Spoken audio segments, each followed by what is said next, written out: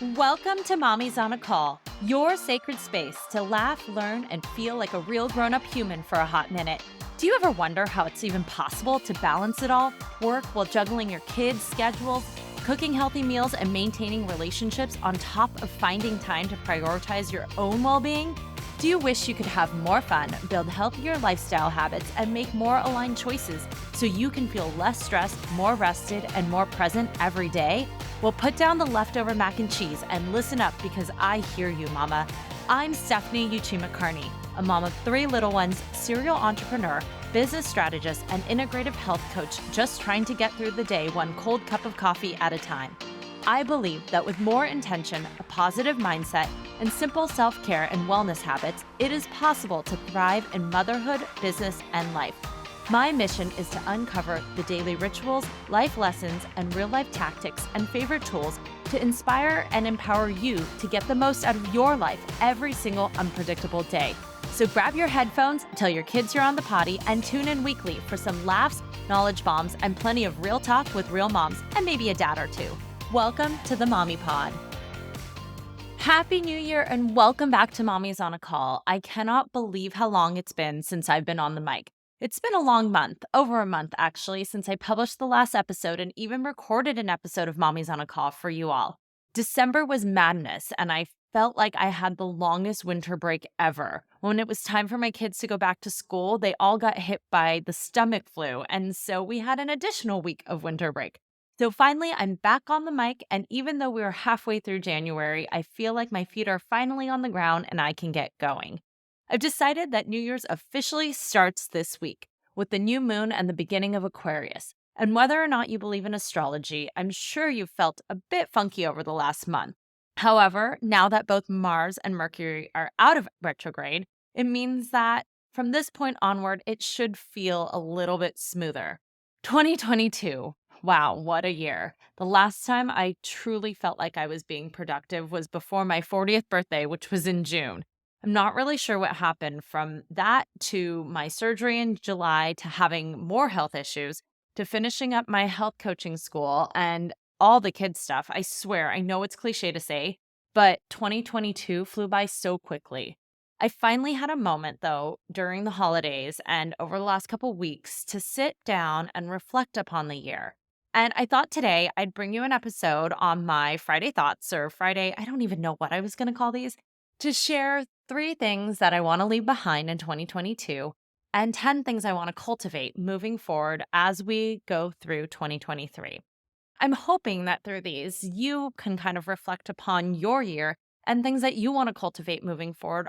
When I was thinking about the things I wanted to let go of from 2022, there were quite a few stuff. It wasn't the best year for me, but I summed it up to three different categories. The first one would be unrealistic expectations, and especially the expectations I was putting upon myself. I was being really hard on myself in 2022.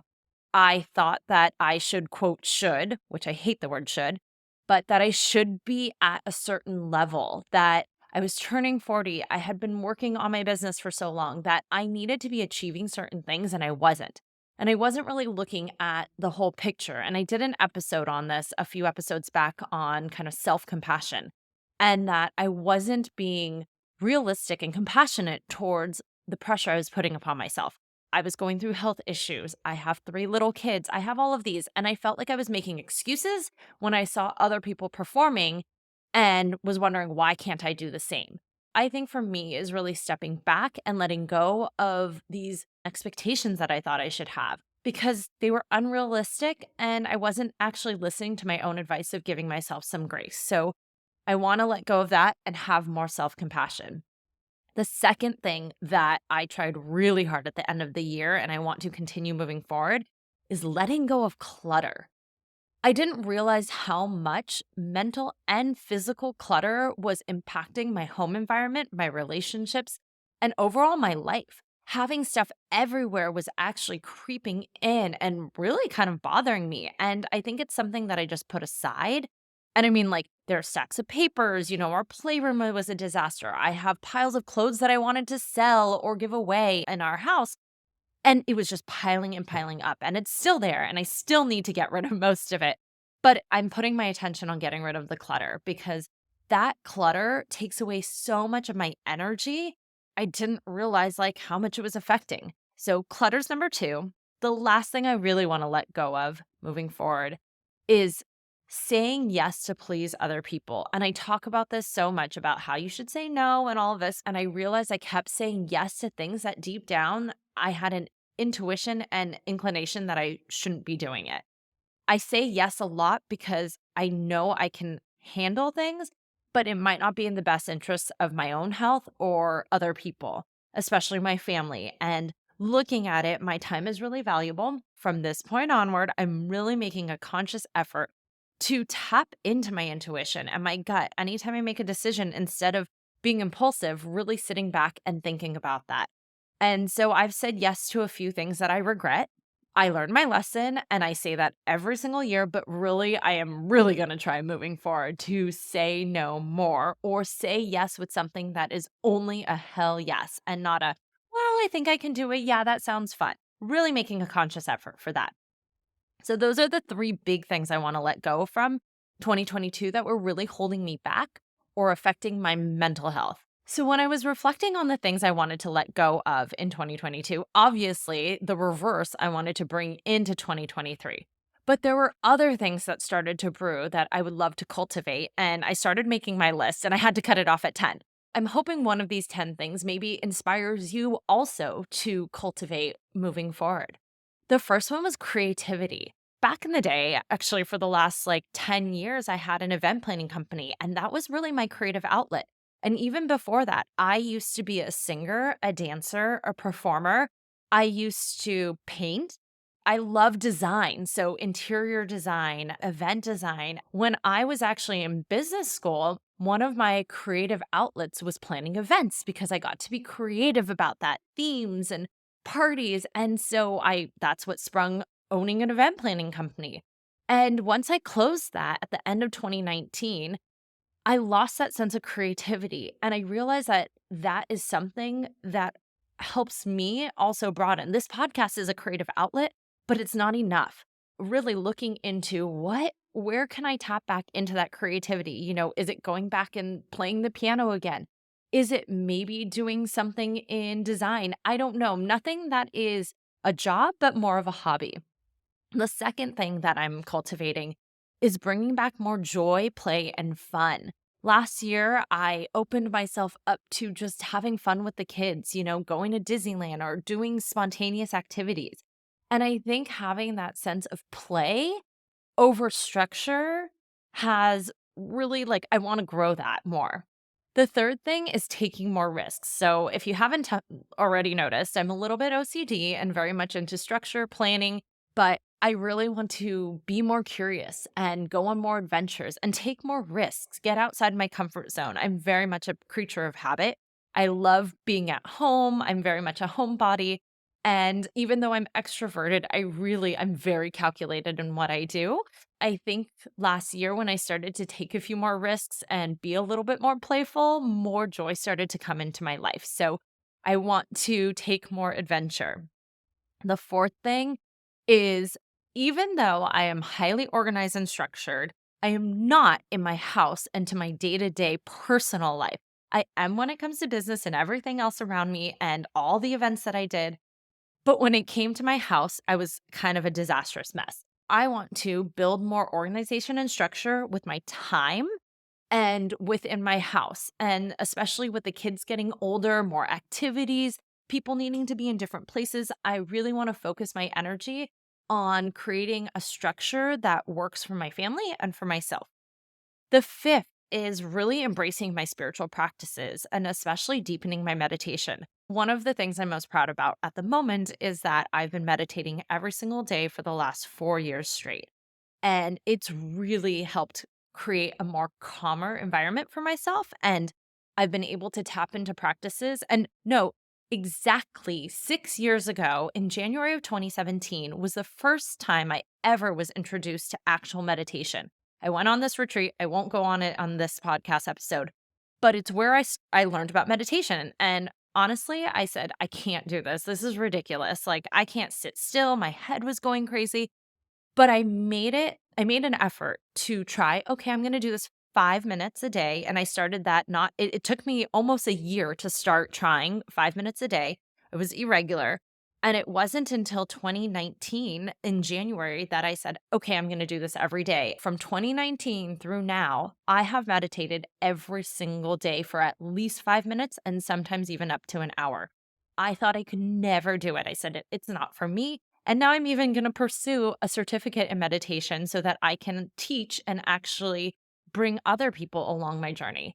But along with this whole spiritual practices is I think in 2022, I did a lot of reflection on where I've come from, my family history, my grandma being a Buddhist priestess. I'm really wanting to look deeper into the Buddhist practices, spirituality, looking at different kind of religious practices has really shed light on kind of my own spiritual bio individuality and what resonates and what doesn't. And I realized for me, like, I am very spiritual and connected with the universe, but I don't necessarily need a set of laws to abide by and that strictness.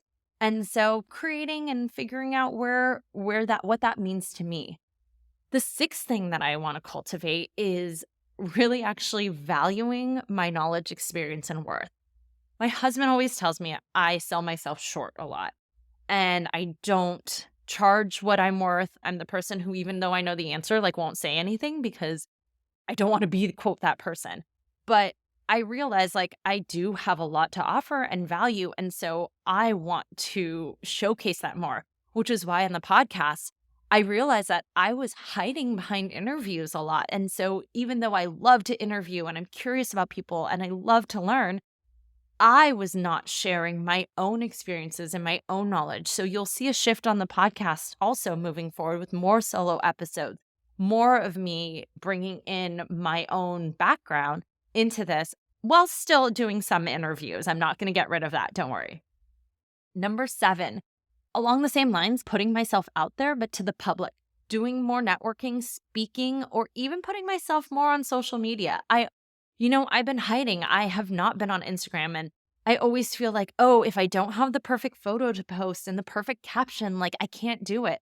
So just sharing myself more and putting myself out there and seeing what sticks.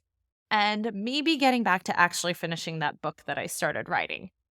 And number 8, asking why not more. So there's this concept that my kids' preschool had, and it was when your kid wants to do something, ask why not. So if they want to wear 2 shoes to school, is that going to kill them? No. Is it going to be dangerous? Maybe if it's different. But asking why not, like why shouldn't they do it, and allow them to have that self expression. And so I've learned a lot actually from being a parent and my preschoolers. I kind of want to try that to my own life. Like instead of being in this box, like asking, why not do this? Why not be a little bit more adventurous? Why not take on this opportunity? Asking why not more. Number 9, focusing less on strategy and more on trusting my intuition. I love to learn and I love to, strategize and create all the plans. And that's why I'm really good at it. And that's why for business strategy, I'm extremely good, but I'm terrible at doing that to myself.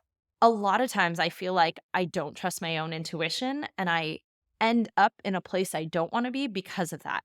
Maybe this is a little more spiritual. Maybe this is more on being kind of more go with the flow, but I want to trust my intuition and say yes to things without maybe the strategy behind it, which is scary for me. So that goes along with my number 3 of taking risks. And number 10 is embracing imperfection and letting my quote freak flag fly. I know that sounds kind of funny, but I am a recovering perfectionist and I am the farthest from that. I guess with the whole being more adventurous and asking why not and focusing less on structure and strategy and just kind of letting it go and just being me again and being that dorky, quirky self of mine, I think I want to see more of again, being more playful, being just Stephanie, which leads me to my word of the year for 2023. One of my favorite things to do is to come up with a word of the year. I know some of you might have a word of the year also. So if you do, I would love to hear what that is. And if you're like, what is a word of the year? What is this trend? I don't want to do it. The reason I love having a word of the year is because it allows me to focus my energy towards a overall theme or what I kind of want to bring into my life. So like what Tony Robbins says, energy flows where attention goes. And by creating this word of the year, if we focus on what we want to bring in for the year, it will most likely happen more than not. And I always want it to be something positive, something that embraces growth, something that can also touch on every aspect of my life. So, for example, my past word of the year in 2018 is when I officially started this, and my word was sparkle. In 2019, it was simplify. 2020 was surrender. Ironically, then COVID hit, so I really did surrender. 2021 was visibility, and that's when I started to get out more. I was on TV, I was in the media. 2022 was connection. From that, I really wanted connection to people, more connection to my spirituality, connection to my body, especially health and wellness. And then, above all, a connection to myself. And I think last year, what I really intended to do was to rediscover what I wanted in the new season of life, in this new season of motherhood, and who I wanted to be. And I think through my surgery and a lot of time off from the hustle of work, I uncovered what I want and what my purpose is. And so in 2022, I really got that connection, but more so an introspection and connection to myself, which leads me to what I want my 2023 word of the year to be. I sat on it, meditated over it, and it was a word that kept coming up over and over what I thought I wanted to embody this year.